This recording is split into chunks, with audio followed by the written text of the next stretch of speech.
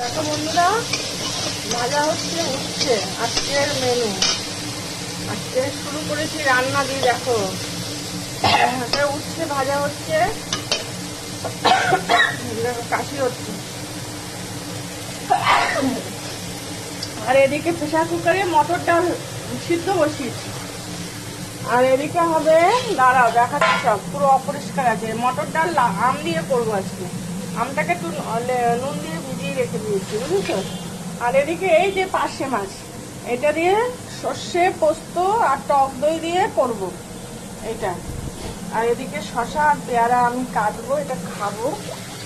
এখন আগে উচ্ছেটা একটু ভেজে নিই, তোমরা দেখতে থাকো আজকের ভিডিও। খুব সুন্দর ভিডিও আসবে। পার্শে মাছের ঝাল হবে, বুঝেছো। ভাজাটা হোক, আবার মাছটা নুন হলুদ মাখিয়ে রেখেছি। এবার মাছটা তেল দিয়েছি, ভাজবো। এবার মাছটা দাঁড়াও, মিক্সিতে এই যে সর্ষে পোস্ত দই দিয়ে একটা পেস্ট বার হয়ে গেছে, এটাকে করবো। মানে তো তেলটা ভালো করে হিট হোক, নাহলে কড়াইতে লেগে যাবে। বন্ধুরা, এদিকে ডাল হচ্ছে, ডাল প্রায় হয়েই এসছে আমার। ডালটা এরকম হয়েছে কেন জানো? আমার বর আম কেটে দিয়েছে। আমগুলোকে একটু মোটা করে ছোকলা ছাড়াতে হয়, তাই তো তোমরা সবাই জানো। আমটাকে ভালো করে ছোকলা ছাড়ানো, আমি অতটা খেয়াল করিনি, আমি দিয়ে দিয়েছি।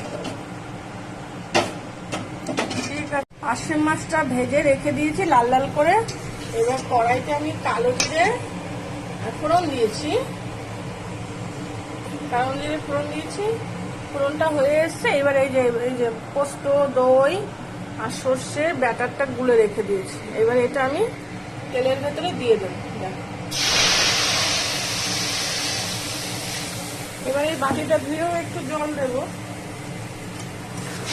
এটার ভেতরে নুন হলুদ মিষ্টি সব স্বাদ মতো অল্প অল্প করে যা যা যেটুকু দিতে হয় সব দিয়ে বাটিটা ধুয়ে একটুখানি আমি জল দিয়ে দেবো, যতটুকু আমার ঝোল লাগবে। ধরো মাছগুলো তো ভালোই হয়ে গেছে, আর বেশি ঝোল লাগবে না, কারণ লোক তো বেশি না আমরা। ঝোলটা একটু ফুটবে, তারপরে